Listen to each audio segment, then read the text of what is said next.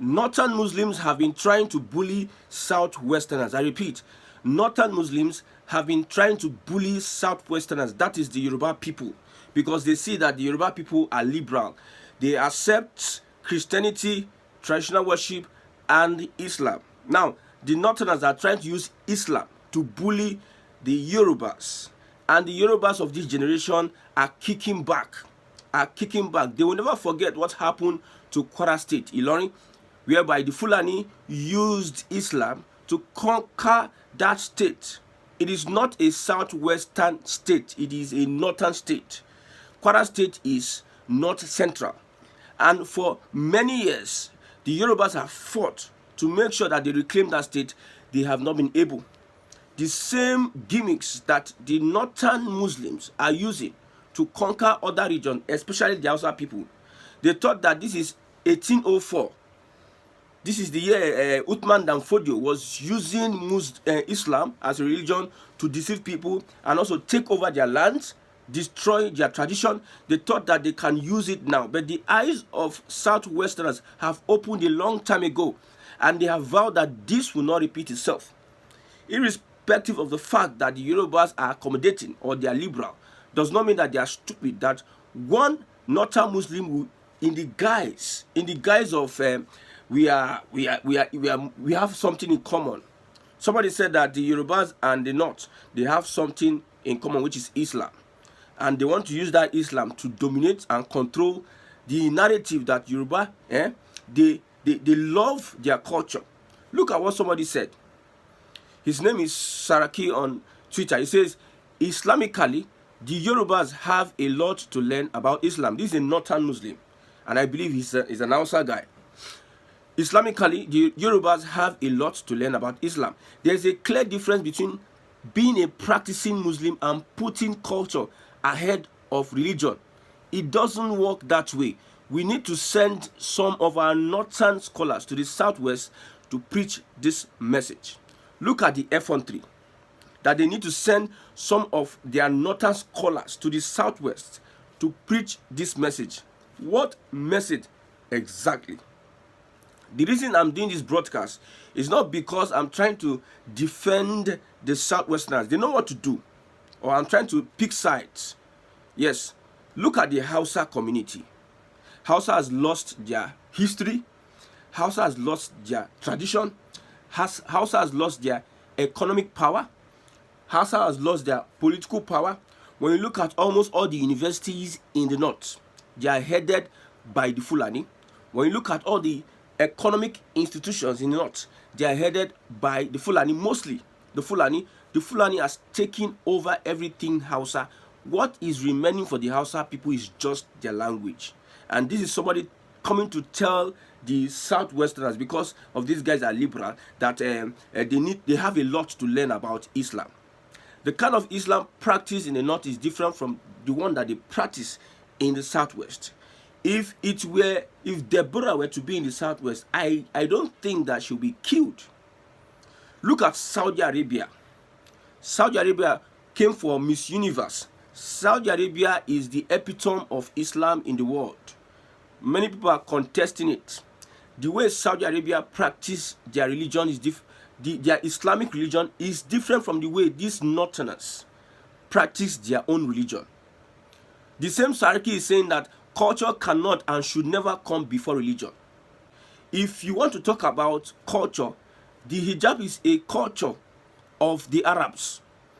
It's somebody else's culture that is being imported into Nigeria, and they use that thing as a religion to enslave people.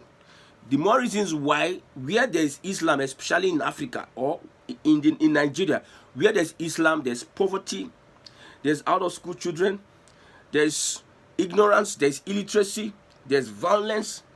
All the negatives in any society, you find it in Nigeria, where this type of Islam did not practice. That's where you find it. The most corrupt people are from the north. The people that are stealing Nigerian money from the north, the leaders that have destroyed Nigeria from the north, the most backward states and region is from the north, and yet this guy is coming to tell that they need to teach the the Southwest how to practice Islam. The Southwest is the most successful region in Nigeria today. Saudi Arabia, which is the headquarters of Muslim in the world, do not practice the kind of Islam these people practice in the north. Okay, the kind of Islam they practice in the north has resulted into Boko Haram, Lakurawa, what is the name of that this thing? Different terrorist group. Imagine a religion that produces terrorism is that religion. So these northerners think that they can bamboozle the southwesterners and they can bring them into submission, because that is what they think. The northerners think that, okay, the Igbos, we don't have any ties with the Igbos. There's nothing that connects us with the Igbos. They know what would connect an Igbo man with an Hausa, a northern Muslim, not even an Hausa man. A northern Muslim, what will connect? Because the bondage that the Hausa is in today is religion. And this same guy he calls Saraki, sometimes he claimed to be an Hausa, to show you how brainwashed these people are. How, I don't know, I think there needs to be psychological, that this guy needs to go through treatment, psychological treatment. Most of these guys in the north, the way they reason and talk, you now come to understand that are these the people who have been giving this country, that have been occupying positions in power. When you look at their mentality and the way they think awkwardly. The idea that Fulani is using the Hausa population, Hausa community to rule Nigeria. Little thing now, you say the North remembers. The North that is remembering, they are using Hausa, they have conquered the Hausas. When it comes to voting, you see a whole lot of Hausas who have been conquered by these Fulanis. The Fulanis are on top, are leading them, ahead of them. They will now vie for positions and somehow make these Hausas vote for them. And they use the Hausa population, which is one of the biggest population in Nigeria. Fulanis are now up to 15 million. When you look at the census, they are not up to 15 million.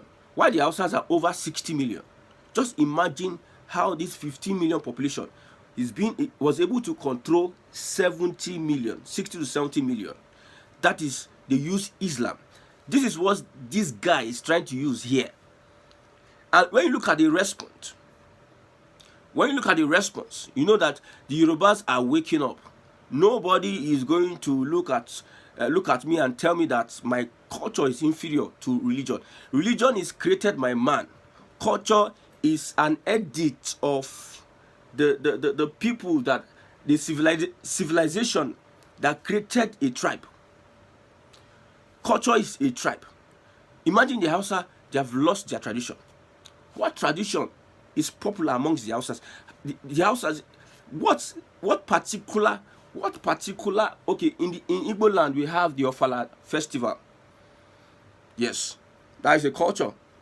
In Yoruba land there are many of them, about Jude festival and everything. Which festival do you have with the Hausas? How these Fulanis have been able to creep in, manipulate, deceive, using religion, conquer, kill their leaders, subjugate them from not rising up, just to become peasant farmers, discourage most of them from going to school, entering the school system, making sure that they limit the access of these houses to these schools. Most of them are VCs of schools, and most times most of them are traditional rulers. In Hausa land, traditional rulers using religion as a cover up. And if you are going to get admission to any school, a traditional ruler must pen you down. So they will give favor. Favoritism will be for Fulani than the Hausa people. So more Fulani are getting to schools through the appendage of these through the they sign for you. The traditional rulers sign for you before you get into university, thereby limiting these Hausas not going to school, and they are just resorted to going to farms and everything, being peasant. Why those one control the economic and political power? Most importantly, the political power. There's a lady I posted some time ago. She is calling out the world for help, that they want to be saved from this Fulani domination. But yet, this is another Hausa Muslim. And look at what he's saying. Another statement from him, he says, this is wrong. I don't understand why people, especially the Yorubas, do this, despite knowing fully well that Islamically, you are not allowed to prostrate for any human, including your parents. The only time you should prostrate is in the presence of Allah. This is somebody prostrating before an elder, a governor prostrating before an elder in Yoruba land. I don't mention their names. People prostrate before their obas in Yoruba land. People prostrate before their parents in Yoruba land.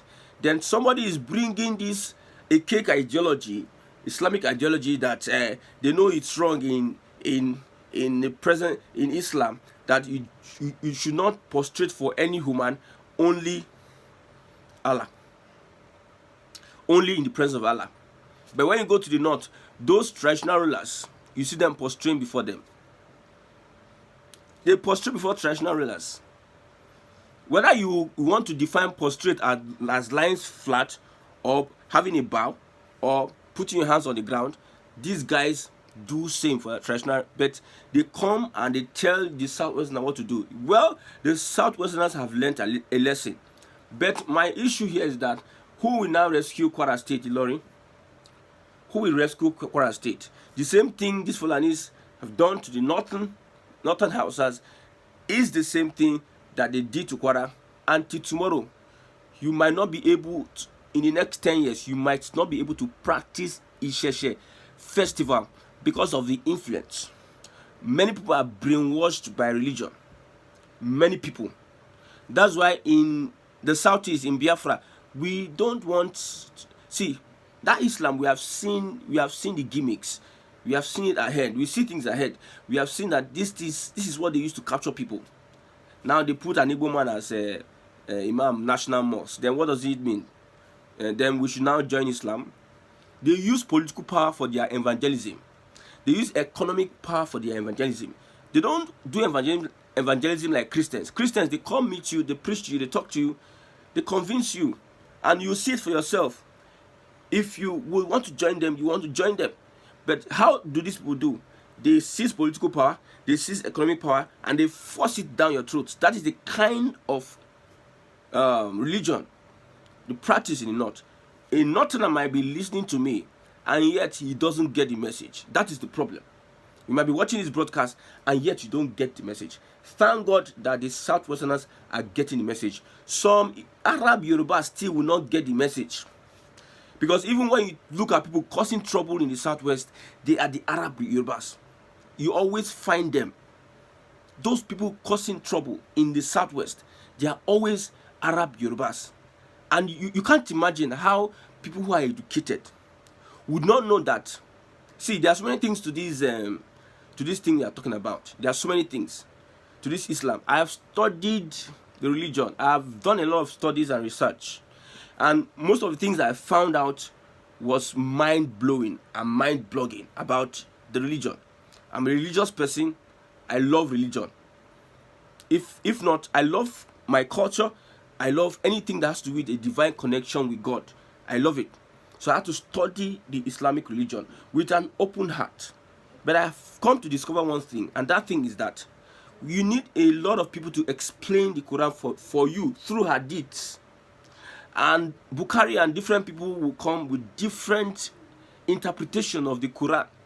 Most of these informations are hidden. The real truth about the history of how the Quran was written is hidden in plain sight from so many Muslims. It is what the Sheikh tells you, that is what is law. See, all those things are not applicable in this our current dispensation. What is applicable in 600 BC is not applicable now. If you're having a phone, 3310, people upgrade. They upgrade with time. And when they upgrade, we upgraded from 3310 to the flip. After flipping, we have iPhones and we have many gadgets. People are upgrading. But why is it that religion would not upgrade with time? Those archaic ways of doing things, archaic ways, that is what they use for today. That's why you see people come out to say that they are Boko Haram. We know that the Igbos will never be party to such such indoctrination. Even the Christianity, Igbos will not. Religion is different from culture. Culture has been part and parcel of the human being. Religion is how man, something that is created by man, in a way he can have access to God. That's religion. And it's so bad that many people are carried away by religion. Your culture is your way of life, and culture needs to be upgraded at different points in time. There's some culture of killing twins. It was banished and modified. Why is it that some of these people, their religion is not modified? God is not a God that does not give you solutions for the now. At every point in time, he gives you solutions for every particular situation. You can't be marrying a 6-year-old girl in 700 BC and expect to have that kind of consummation now, because things have changed. Those people that practice the culture then, some things they did then, you don't apply it now. It is barbaric and it is stupid to apply what was accepted over 600 years ago. You apply it now. So the North have lost it. Thank God that there is this clash and there is this clap back from the Southwesterners on this particular religious topic. They thought that the Southwesterners are like the Hausas, and I don't think the Hausas can ever recover from this conquest. I don't think the Hausas can recover, because I don't see these Hausas as people like what the Yorubas are doing. If you see the responses, how they blasted this young man, and I knew that these guys are woken up. They have woken up. If you see the responses, how, you see, the Southwesterners are not taking it easy anymore with the North. It all happened with the tax bill. The true color of the Northerners was now exposed. What the Igbos have been saying and seeing for a very long time about the North. It is now some of the young people, not the politicians, though. The politicians are one. Oh. I've said it before that what brings them together is the loot, the government loot. That is what brings them together. It is not. They don't care about religion. No. And those people, you think they are not. Those, if you think these people are religious, they are highly occultic and evil. People that are criminals. They are not part of these people. We are talking about sensible Yoruba youths that are coming out to any rubbish that this guy is saying. You see how they are blasting him. Some of these statements, I cannot read it out. He's Saraki on Twitter. Go on his Twitter handle and you see some of the clapbacks and response. The more reasons why we are saying this system does not work. We cannot be in a country where people are behaving like this and thinking like this. These guys have been following, this particular guy have been following his tweet. He says one thing one time and the other time he just says another thing. No, inconsistent. These are the people that you are joined together with to run a system, and they are the ones that are at the helm of affairs. How would this country move forward? How would this country move forward? I don't want to say Islam is bad. I want to say that the modification of Islam is needed. Some practices, clear-cut explanation on some of the hadiths and some of the things that is being said by the Quran.